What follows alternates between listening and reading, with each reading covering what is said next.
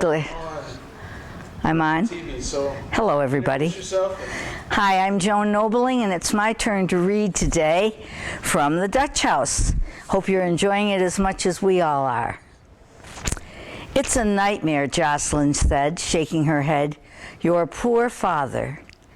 Sandy was emptying my dresser into a leaf bag drawer by drawer when Andrea came and stood in the doorway to watch what we were taking. You need to be gone before the girls get home. Jocelyn ran her wrist beneath her eyes. I need to finish dinner. Don't finish dinner, she said. All of you go, the four of you. You've always been in this together. I don't need spies left behind. Oh, for God's sake, Maeve said, raising her voice for the first time in all of this. You can't fire them. What in the world did they ever do to you? You're a set, Andrea smiled, like she'd said something funny. She hadn't intended to fire Sandy and Jocelyn. It clearly hadn't occurred to her until just that minute. But once she'd said it, it felt right. You can't break up the set. Andrea, I said. I took a step toward her. I don't know why. I wanted to stop her somehow, restore her to herself. She was never my favorite person, but she wasn't as bad as this. She took a step back. I'll tell you what we did to her, Jocelyn said, as if Andrea wasn't there. We knew your mother, that's what. Your mother hired us, first Sandy and then me. Sandy told your mother that she had a sister who needed a job, and Elna said, bring your sister over tomorrow.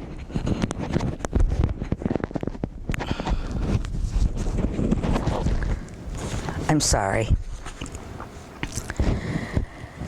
Bring your sister over tomorrow. That's who your mother was. Everyone was welcome. People came to this house all day long, and she gave them food and she gave them work. She loved us and we loved her, and this one knows it. She gave her head a small backwards hitch to acknowledge the woman behind her. Andrea's eyes were round with disbelief. That woman left her children. She left her husband and she left her children. I won't stand here and listen to you. There was never a kinder woman than your mother, Jocelyn went on, as if no one else was speaking. She scooped up my sweaters and dropped them into the open bag. And a true beauty right from her heart. Every person who met her saw it, and everybody loved her. She was a servant. Do you know what I mean? She was looking right at me, just like Jesus tells us. All of this was here, and she never gave it a thought. All she wanted to know was what she could do for you, how she could help. Sandy and Jocelyn never talked about our mother, never. They had saved this bomb to detonate on exactly this occasion. Andrea put her hand on the doorframe to steady herself. Finish up, she said in a voice without volume. I'll be downstairs. Jocelyn looked at the woman she had once worked for. Every single day you were in this house, we said to each other, what could Mr. Conroy have been thinking? Jocelyn, her sister said, just that one word as a warning. But Jocelyn shook her head. She heard me. Andrea's mouth opened slightly, but there were no words. She was losing herself, we could see it. She took her blows and left us to our work. What was I thinking on that day, in that hour?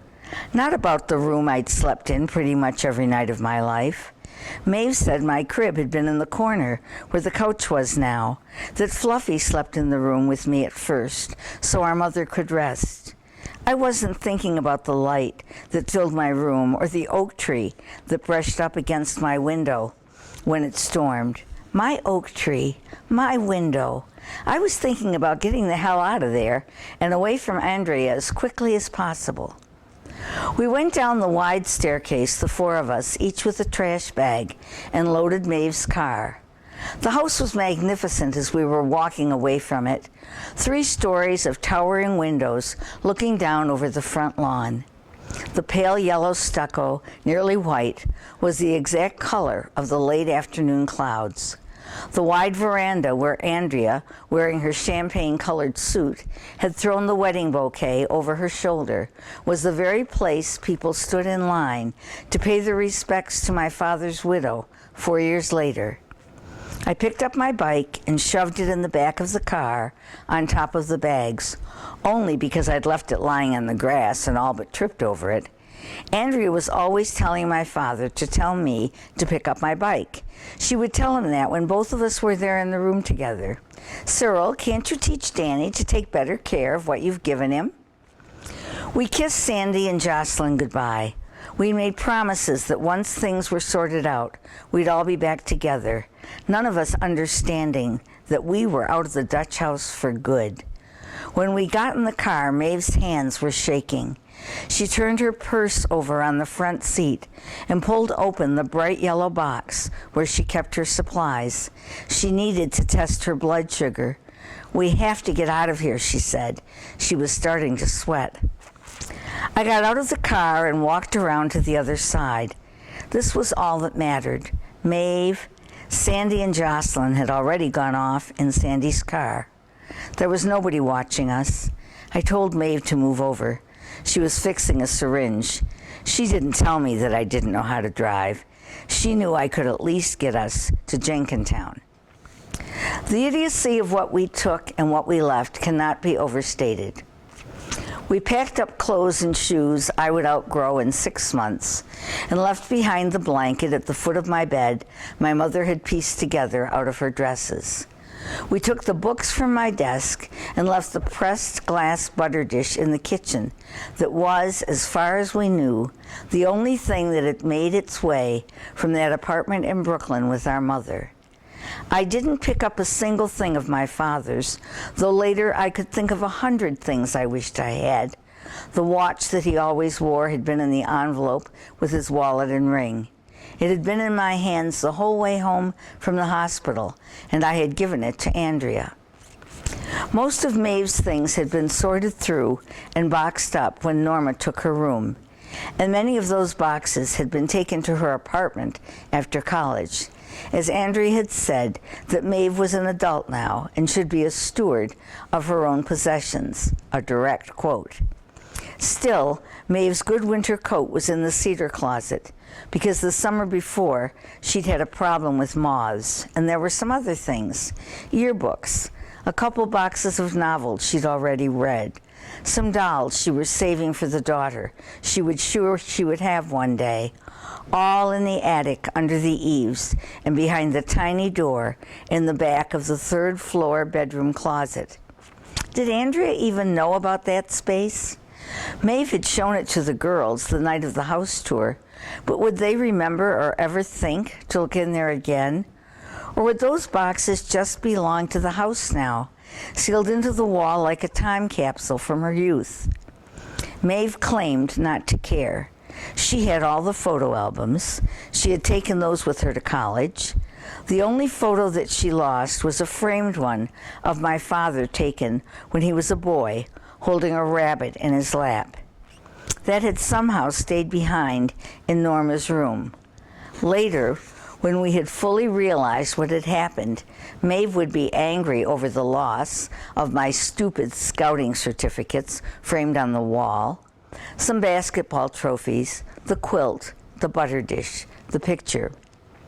But the thing I couldn't stop thinking about was the portrait of Maeve hanging there in the drawing room without us. How had we forgotten her? Maeve at 10, in a red coat, her eyes bright and direct, her black hair loose. The painting was as good as any of the paintings of the Van Hobecks, but it was Maeve. So what would Andrea do with it? Stash her in the damp basement? Throw her away? Even as my sister was right in front of me, I felt like I had somehow left her behind, back in the house alone, where she wouldn't be safe. Maeve was feeling better, but I told her to go upstairs and sit down while I lugged what I had up the 3 flights of stairs to her apartment. There was only one bedroom, and she told me to take it. I told her no. "You're going to take the bed," she said, "because you're too long for the couch, and I'm not. I sleep on the couch all the time." I looked around her little apartment. I'd been there plenty of times, but you see a place differently when you know you're going to be living there. It was small and plain, and suddenly I felt bad for her, thinking it wasn't right that she should be in this place when I was living on Van Hobeek Street, forgetting for a minute that I wasn't living there anymore. "Why do you sleep on the couch?" "I fall asleep watching television," she said. Then she sat down on that couch and closed her eyes. I was afraid she was going to cry, but she didn't. Maeve wasn't a crier. She pushed her thick black hair away from her face and looked at me. "I'm glad you're here." I nodded. For a second I wondered what I would have done if Maeve hadn't been there, gone home with Sandy or Jocelyn, called Mr. Martin, the basketball coach, to see if he would have me. I would never have to know. That night in my sister's bed, I stared at the ceiling and felt the true loss of our father. Not his money or his house, but the man I sat next to in the car. He had protected me from the world so completely that I had no idea what the world was capable of. I had never thought about him as a child. I had never asked him about the war. I had only seen him as my father, and as my father, I had judged him. There was nothing to do about that now, but add it to the catalog of my mistakes.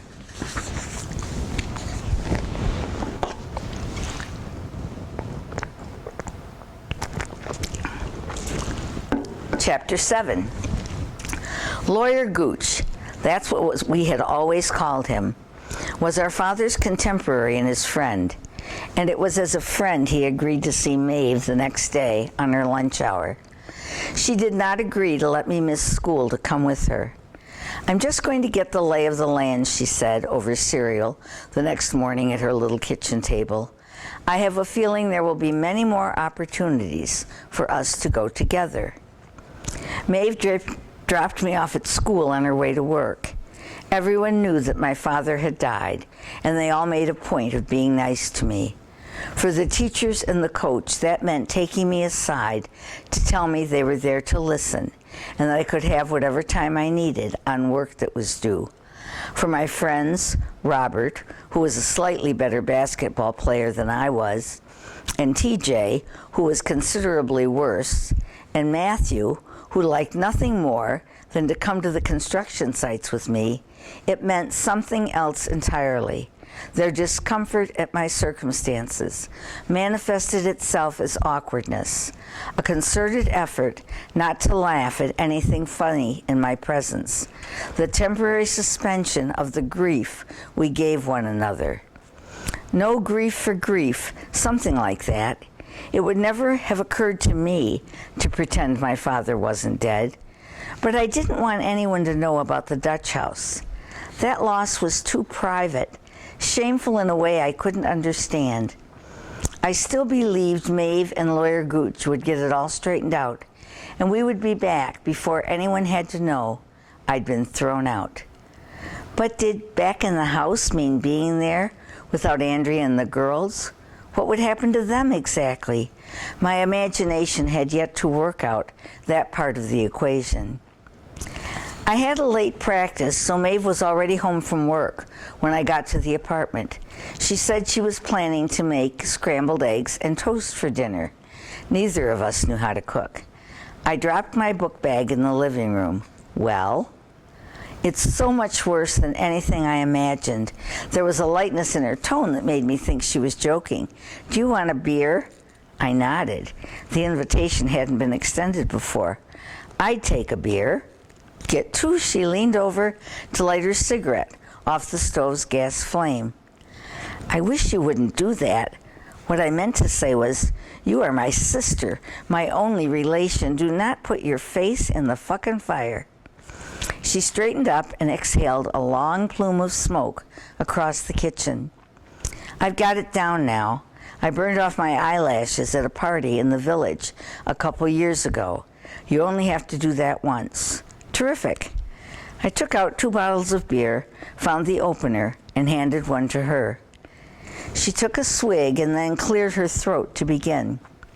"So, to the best of my understanding, What we own in the world is pretty much what you see around you, which is nothing. Exactly. I hadn't considered the possibility of nothing before, and a flush of adrenaline shot through me, preparing me for fight or flight. How? Lawyer Gooch, and he was lovely, by the way, could not have been nicer. Lawyer Gooch said the general rule of thumb is shirt sleeves to shirt sleeves in 3 generations, but we made it in 2, or I guess technically we made it in 1, which means what?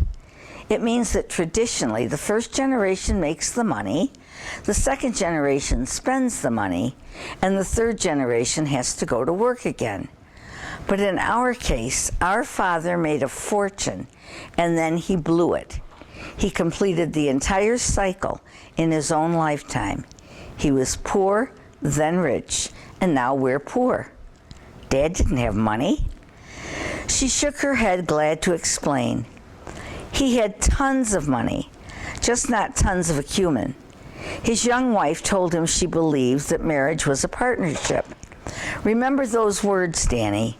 Marriage is a partnership. She had him put her name on everything. He put her name on all the buildings? That didn't seem possible. There were a lot of buildings, and he bought them and sold them all the time. She shook her head and took another drink. That would be for amateurs. Conroy Real Estate and Construction is a corporation, which means that everything in the company is gathered together under one roof. When he sold a building, the cash stayed in the corporation, and then he used it to buy another building. Andrea had him put her name on the company, which means she has joint ownership with right of survivorship. That's legal.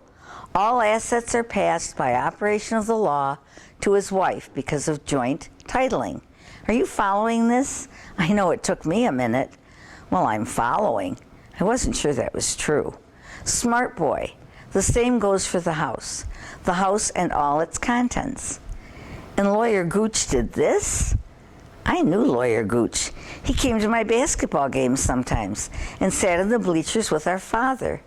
2 of his sons had gone to Bishop McDevitt. Oh no, she shook her head. She liked Lawyer Gooch. Andrea came with her own lawyer, someone in Philadelphia. Big firm. Lawyer Gooch said he talked to Dad about it many times. And you know what Dad said? He said, Andrea's a good mother. She'll look after the children. Like he married her because he thought she was good with children. Well, what about the will? Maybe Maeve was right about the second generation, because even I knew enough to ask about a will. She shook her head. No will. I sat down in a kitchen chair and took a long drink. I looked up at my sister. Why aren't we screaming? We're still in shock. There has to be a way out of this. Maeve nodded. I think so too. I know I'm going to try, but Lawyer Gooch told me not to get my hopes up. Dad knew what he was doing. He was competent. She didn't make him sign the papers. Of course she made him. I mean, she didn't hold a gun to his head. Think about it. Mommy leaves him. Then this slinky chinchilla comes along and tells him she's never going to leave him. She wants to be part of everything he does. What's mine is yours. She'll look after all of it, and he'll never have to worry. Well, that much is true. He doesn't have to worry. The wife of 4 years gets it all. She even owns my car. Lawyer Gooch told me that. She owns my car, but she told him I could keep it. I'm definitely going to sell it before she changes her mind. I think I'm going to get a Volkswagen. What do you think? Why not? Maeve nodded. You're smart, she said, and I'm pretty smart. And I used to think Dad was smart. But the 3 of us together couldn't hold a candle to Andrea Smith Conroy. Lawyer Gooch wants you and me to come in together. He said there are still a few things left to go over. He said he'd keep working on our behalf, free of charge. It would have been better if he'd worked on our behalf while Dad was still alive. Well, apparently he tried. He said Dad didn't think he was old enough for a will. Maeve thought about this for a minute. I bet Andrea has a will. I drained my beer while Maeve leaned against the stove and smoked. We were delinquents in our own small way. 2 dead husbands, I said, although Andrea must have been, what then, 34, 35, ancient by the standards of a teenage boy. Did you ever wonder what happened to Mr. Smith, I asked. Never once. I shook my head. Me neither. That's strange, isn't it, that we never thought about Mr. Smith, how he died? Well, what makes you think he's dead? I always thought he put her out on the curb with the kids, and Dad must have driven by at just the wrong moment, offered them a ride. I feel bad for Norma and Bright over there by themselves.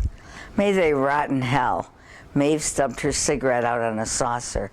All 3 of them. You don't mean that, I said, not the girls. My sister reared back with such ferocity that for a split second I thought she meant to hit me. She stole from us. Do you get it? Do you understand that? They're sleeping in our beds and eating off our plates, and we will never, never get any of it back. I nodded. What I wanted to say, what I did not say, was that I'd been thinking the same thing about our father. We would never get him back. Maeve and I set up housekeeping together. We found a second-hand dresser at the Goodwill and stuck it in a corner of the bedroom so I could put my clothes away. I still didn't like taking the bedroom, but every night Maeve went to the couch with her stack of blankets. I wanted to ask her about finding a bigger place, but seeing as how it was all on her, our food and our shelter, I thought better of it.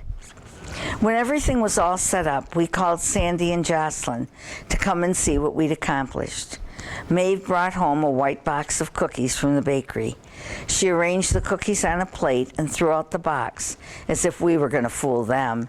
I straightened up the cushions on the couch. She put away the glasses that were in the drain board. When the bell finally rang, we threw open the door, and the 4 of us exploded with joy. What a reunion. You would have thought it had been years since we'd seen one another. It had been 2 weeks. Look at you, Sandy said, reaching up to put her hands on my shoulders. I thought her hair was grayer. There were tears in her eyes. Sandy and Jocelyn hugged us and kissed us in a way they never had at home. Jocelyn was wearing dungarees and Sandy had on a cotton skirt with cheap tennis shoes. They were regular people now, not the people who worked for us.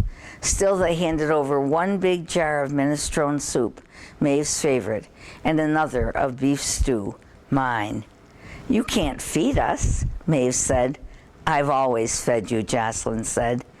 Sandy took a skeptical glance around the living room. I could come by every now and then, help you keep things out. Maeve laughed. How could I not keep this clean? You have a job, Sandy said, looking down and running the toe of her shoe across the floor. You don't need to worry about keeping house on top of everything else. Anyway, how long could this whole thing take me? An hour? I can do it, I said, and the 3 of them looked at me like I was suggesting I make my own clothes. Maeve won't let me get a job. Stick to basketball, Sandy said, and make decent grades, Jocelyn said. Maeve nodded. Let's just wait for a little bit and see how we do. We're doing fine, really, I said. Sandy disappeared into the bedroom and came back 5 seconds later, looking at me. Where do you sleep? Does he know how to take care of you? Jocelyn asked my sister. Maeve waved her hand. I'm fine. Maeve, Jocelyn said. It's a funny thing to say, but she was being stern. Sandy and Jocelyn were never stern with Maeve. I take care of everything. Jocelyn turned to me. I have found your sister passed out cold on more than one occasion. Sometimes she forgets to eat, or she doesn't take enough of her insulin. Sometimes it's nothing she's done wrong, but her sugar goes off all the same. You've got to keep an eye on her, especially when things are stressful. She'll tell you stress has nothing to do with it, but it does. Stop, Maeve said. She has sugar tablets. You make her show you where she keeps them. Make sure she has extras in her purse. If she's in trouble, you have to give her a sugar tablet and call an ambulance. I tried to take in the thought of Maeve on the floor. I know that, I said, keeping my voice steady. I knew about the insulin, but not the sugar. She showed me. Maeve sat back smiling, straight from the horse's mouth. Jocelyn looked at us for a minute and then shook her head. You're appalling, both of you, but it doesn't matter. Now that he knows about it, he'll make you show him. You'll bug her once we leave, won't you, Danny? Even though I was sensitive to the fluctuation of Maeve's blood sugar, I realized I didn't know the details. I knew how to stand by and watch her take care of herself, but that was not the same thing as taking care of her. Jocelyn was right, though. I would make Maeve explain everything to me once they were gone. I will. You know, I've been living in this apartment by myself all this time, don't you? Maeve said. It's not like Danny's been riding his bike over here at night to give me injections. Or you can call me, Jocelyn said, ignoring her completely. I'll tell you everything you need to know. Sandy had found a job keeping house in Elkins Park. They're nice enough, not as much money, she said, and not as much work. Jocelyn had found a family to cook for in Jenkintown, but she also had to help with the 2 children and was expected to walk the dog. Not as much money and considerably more work. The sisters laughed. Better to have been fired was what they said. That made it a badge of honor. They wouldn't have stayed in that house a minute without me anyway. Once I get settled, I'm going to try to talk my family into hiring Jocelyn. They need a cook. That way we could be together again, Sandy said.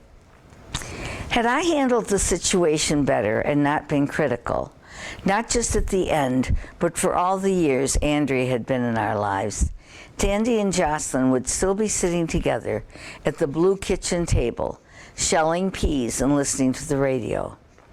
Sandy was looking up at the ceiling, the windows, like she was measuring the place in her head. Why didn't you move into one of your father's buildings? She asked my sister. Oh, I don't know, Maeve said. She was still flustered about the insulin. Jocelyn took the spot beside Sandy on the couch. Maeve had the chair, and I sat on the floor. I didn't think about it when you got this place, but it doesn't make any sense, Sandy said. You must have really had to work hard to find an apartment building in this town your father didn't own. I'd wondered about it myself. The only reason I could come up with was that she'd asked him for an apartment and he'd said no. Maeve looked at us, the 3 of us, all the family she had. I thought I would impress him. With this place? Sandy leaned over and straightened a stack of my school books on the coffee table in front of her. Maeve smiled again. I made out a budget, and this was what I could afford. I thought he'd notice that I hadn't asked him for anything, that I'd saved up my spending money for my last year of school. I had first and last month's rent. I got the job. I bought the bed, and then the next month I bought the couch, and then I bought the chair at Goodwill. You know him, the way he liked to go on about the wonders of poverty, how making it all by yourself was the only way to learn anything. I thought I was showing him I wasn't like the rich girls I knew from school. I wasn't waiting around for him to buy me a horse. Sandy laughed. I never thought anybody was going to buy me a horse. Well, that's just fine, Jocelyn smiled. I know he was proud of you, the way you did all this yourself. He didn't notice, Maeve said. Sandy shook her head. Of course he did. But Maeve was right. He'd never seen what she had meant to show him. He had no notion of her self-reliance. The only thing my father ever saw in my sister was her posture. Maeve made coffee, and she and Jocelyn smoked while Sandy and I watched them. We ate the cookies and dredged up every awful memory of Andrea we had. We traded them between us like baseball cards, exclaiming over every piece of information one of us didn't already know. We talked about how late she slept and every unflattering dress she'd worn, and how she would spend an hour on the phone with her mother, but would never invite her mother to the house. She wasted food and left the lights on all night, and gave no evidence of ever having read a book. She'd sit by the pool for hours, just standing at her fingernails, and then expect Jocelyn to bring her lunch on a tray. She didn't listen to our father. She gave away Maeve's bedroom. She threw me out.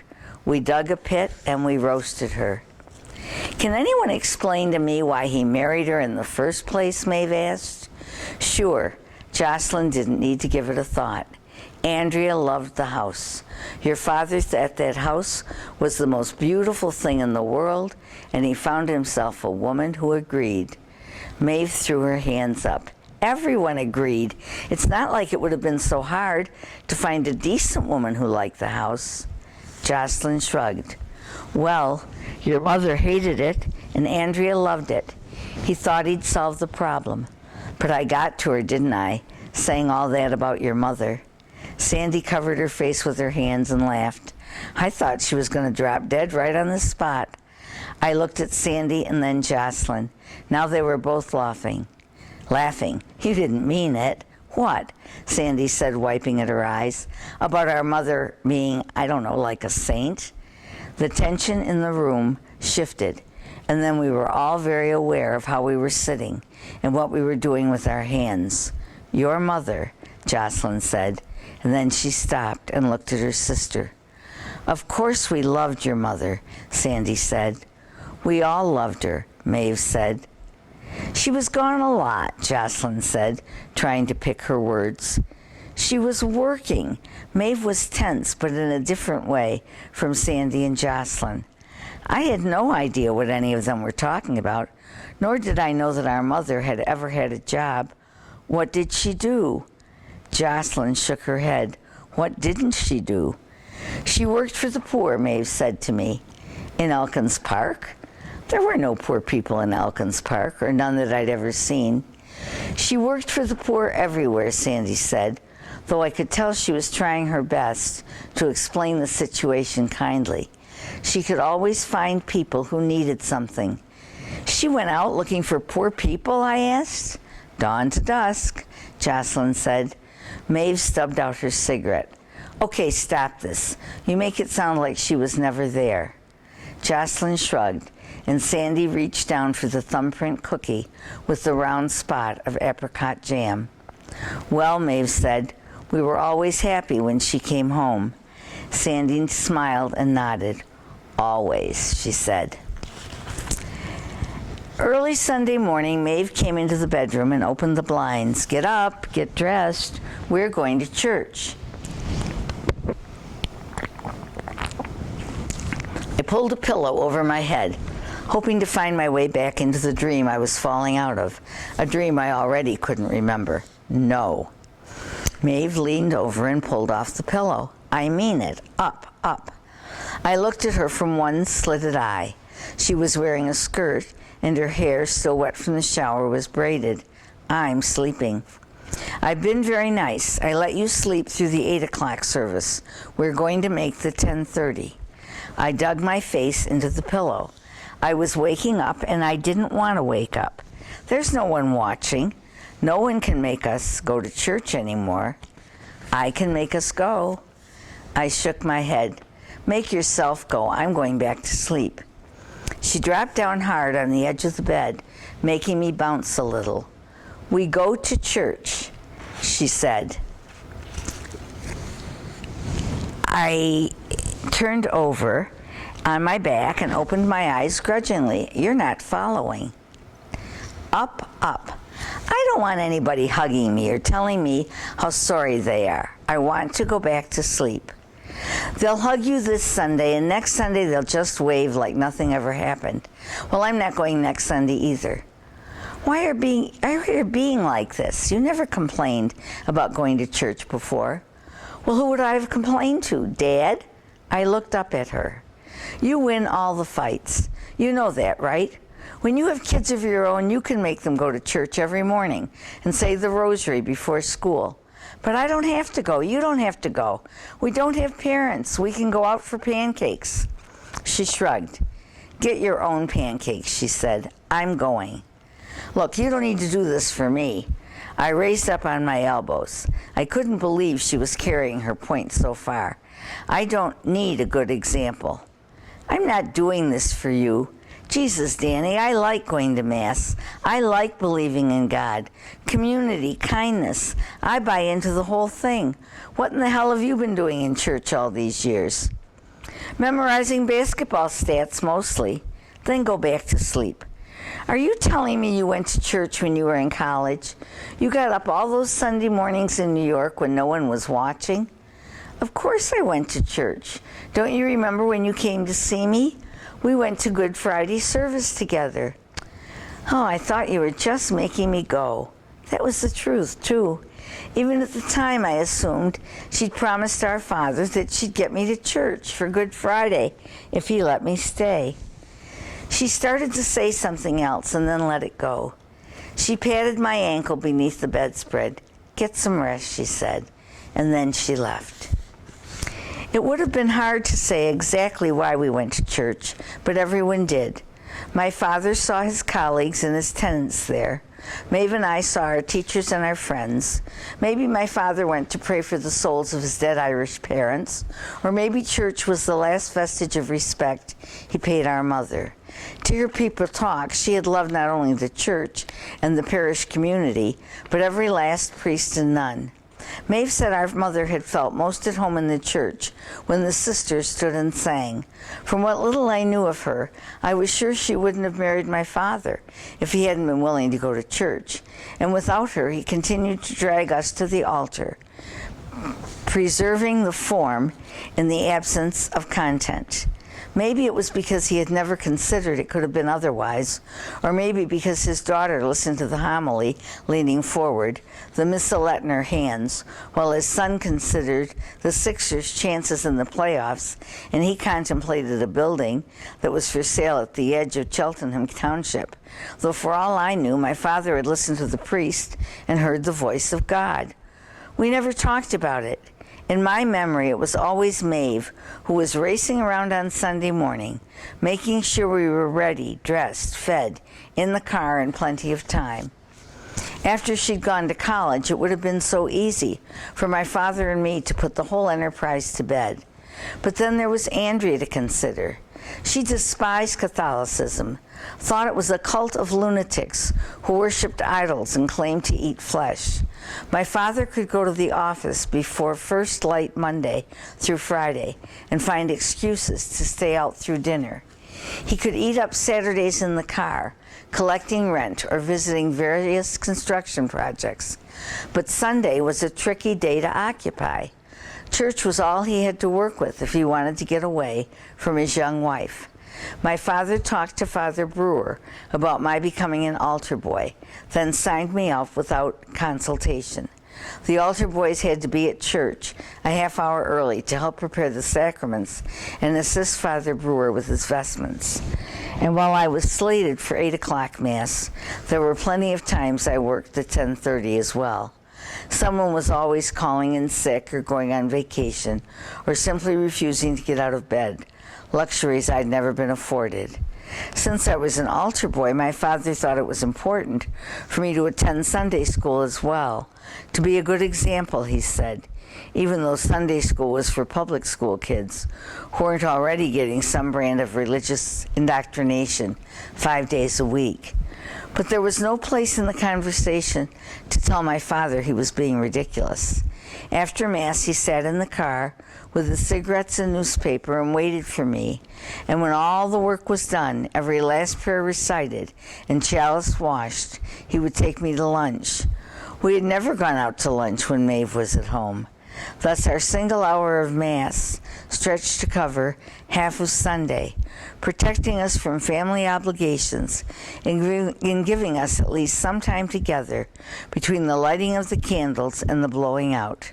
For this I will always be grateful, though not grateful enough to get out of bed.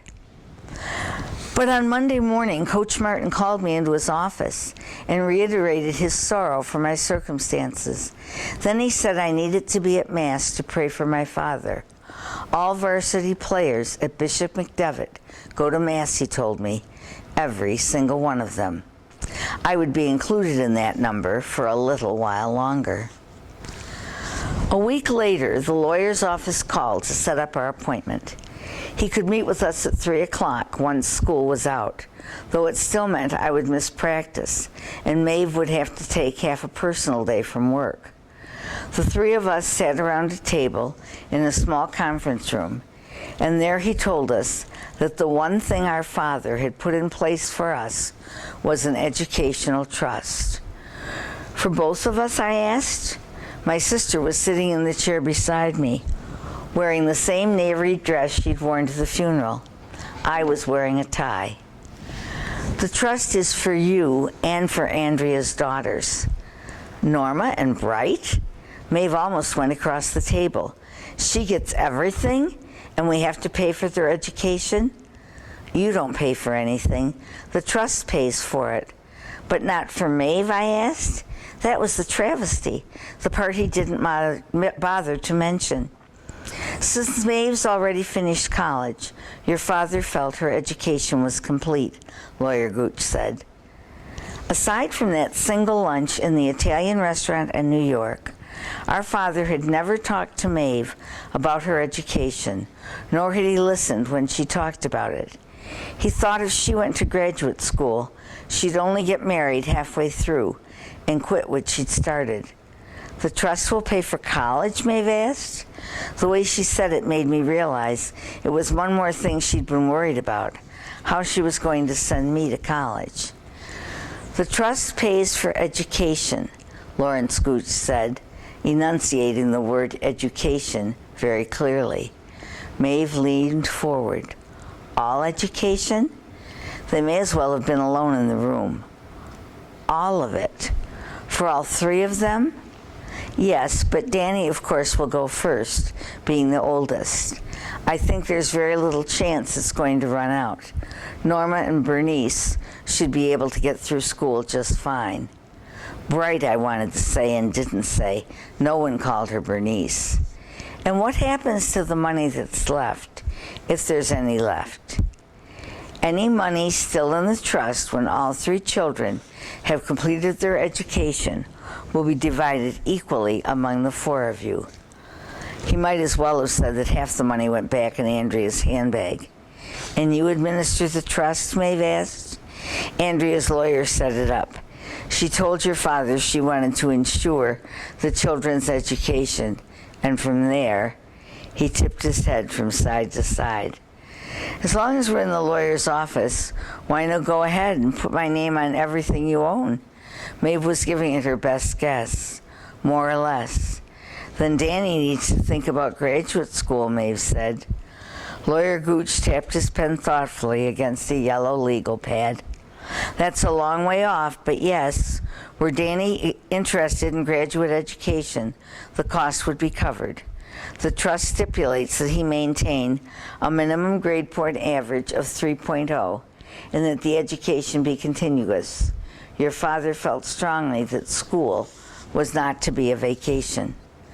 My father never had to worry about Danny's grades. I would have liked to have said something for myself on this point, but I didn't think either of them would have listened. My father cared nothing about my grades, though maybe he would have if there'd been a problem. He didn't care about my free throw as long as I sank it. What he cared about was how fast and straight I could hammer a nail, and that I understood the timing involved in pouring cement. We cared about the same things. Did you know I went to Choate? The lawyer asked, as if his high school years were suddenly relevant to the conversation. Maeve sat with us for a minute and then told him no, she hadn't known that. Her voice was surprisingly soft, as if she thought of Lawyer Gooch being shipped off to boarding school made her sad. Was it very expensive? Almost as much as college. She nodded and looked at her hands. I could make some phone calls. They don't usually accept students in the middle of the year, but given the circumstances, I imagined they'd want to take a look at a basketball player with excellent grades. The two of them decided I would start Choate in January. Do you know what kind of kids go to boarding school? I said to Maeve in the car after we left the office. My tone was full of accusation, when in fact I'd never known anyone who'd gone to boarding school. I'd only known kids whose parents had threatened to send them there, after they'd been sent and caught smoking weed or failing Algebra 2. When Andrea complained to my father that I didn't put my dirty clothes in the hamper, that I seemed to think Sandy was there to pick my clothes off the floor and wash them and fold them and take them back to my room, he would say, well, I guess we're going to have to send him to boarding school then. That's what boarding school was, a threat or a joke about a threat. Maeve had other ideas. Smart rich kids go to boarding school and then they go to Columbia. I slumped down in my seat and felt very sorry for myself. I didn't need to lose my school and my friends and my sister on top of everything else. Why don't you cut to the chase and send me to an orphanage? You don't qualify, she said. I don't have parents. It wasn't a topic we discussed. You have me, she said, disqualified. What are you doing now, Maeve asked. I know I should know this, but I can never remember. I think they move you around too much. Pulmonology, the study of trains. I smiled. It was spring again. In fact, it was Easter, and I was back in Elkins Park for 2 whole nights. The cherry trees that lined the bush bomb side of the street were pink and trembling, exhausted by the burden of so many petals. They turned the light pink and gold. This was the cherry trees' day, their very hour, and I, who never saw anything outside of the hospital, was there to witness it. The trains are almost finished. Orthopedics starts next week. Strong as a mule and twice as smart, Maeve dangled her arm out the window of her parked car, her fingers reenacting the memory of bygone cigarettes. What? Haven't you heard that? I guess it isn't a joke orthopedists it isn't a joke orthopedists make. Dad used to say it all the time. Dad had something against orthopedists? No, Dad had something against cauliflower. He hated orthopedists. Why? They put his knee on backwards. You remember that? Someone put his knee on backwards? I shook my head. That must have been before my time. Maeve thought about it for a minute. I could see her scrolling through the years in her mind. Maybe so. He meant it so to be funny, but I have to say, when I was a kid, I thought it was true. His knee really did bend the wrong way. He used to go to orthopedists all the time, trying to get it to bend the other way, I guess. When I think of it now, it's kind of horrifying. There would never be an end to all the things I wished I'd asked my father. After so many years, I thought less about his unwillingness to disclose and more about how stupid I'd been not to try harder.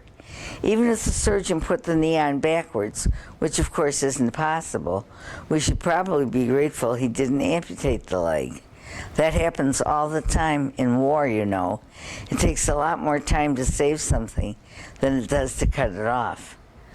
Maeve made a face. It wasn't the Civil War, she said, as if amputation had been abandoned after Appomattox. I don't think they even did surgery on his knee. He said in France the doctors were in such a hurry that they didn't always pay attention. Things got turned round. Really, it's kind of touching that he could even make a joke about it. He must have had surgery when it happened. If you get shot in the knee, then somebody's going to have to operate.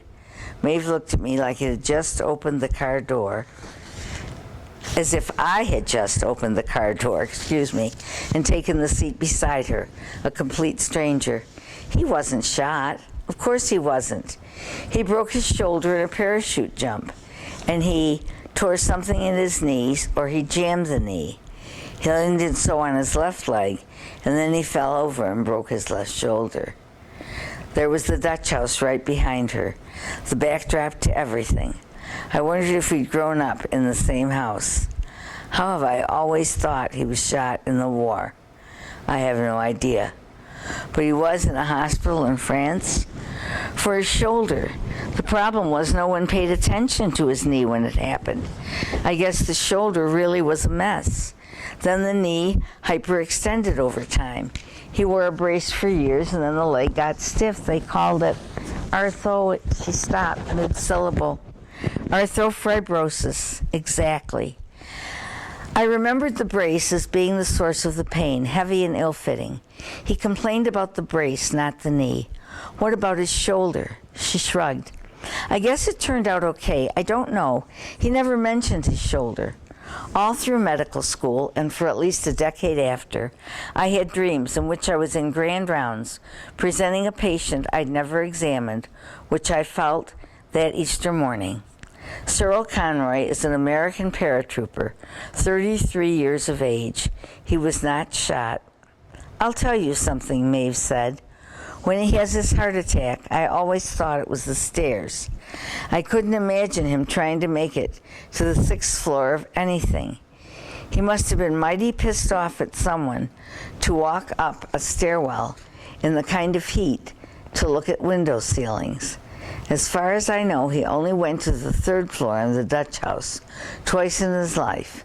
The day he brought Mommy and me to see the place for the first time, and the day I came home for Thanksgiving and Andrea announced my exile. Remember that? He carried my bag upstairs, and when we got up there, he had to lie down on the bed. His leg was killing him. I put my suitcase under his foot to elevate it.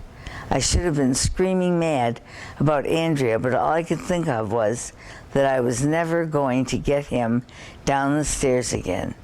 We were never going to have to live in the 2 little bedrooms off the bathroom, me and Dad.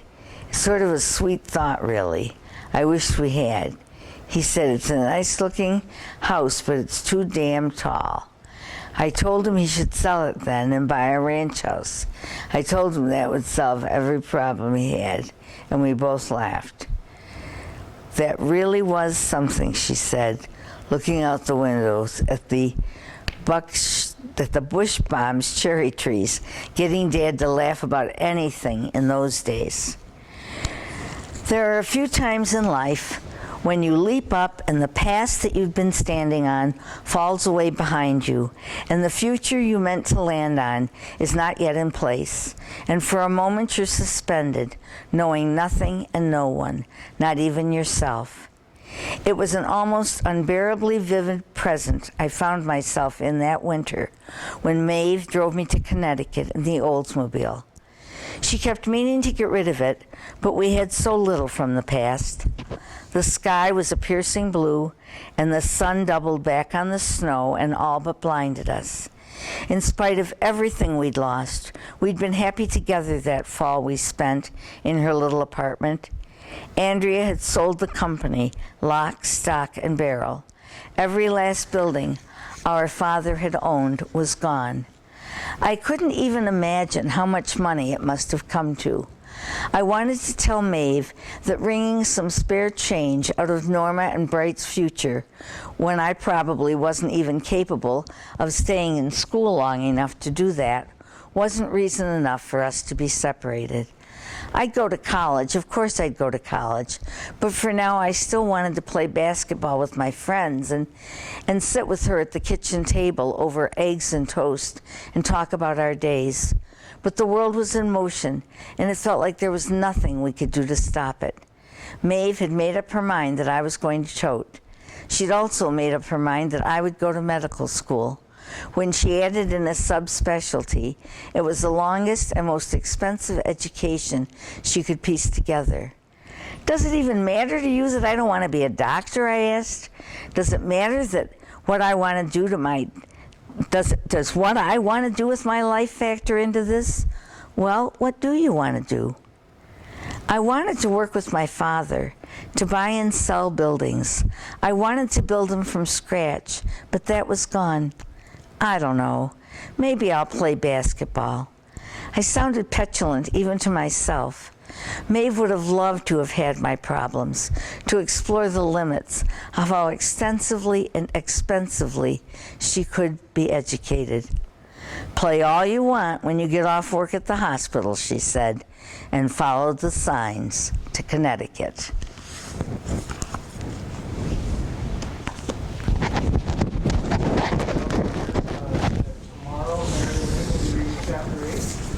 I would be happy to. Tomorrow, Mary Lynn Grant will be reading Chapter 8 with you. I know she enjoys reading to you as much as I enjoy reading to you. Take care. Goodbye.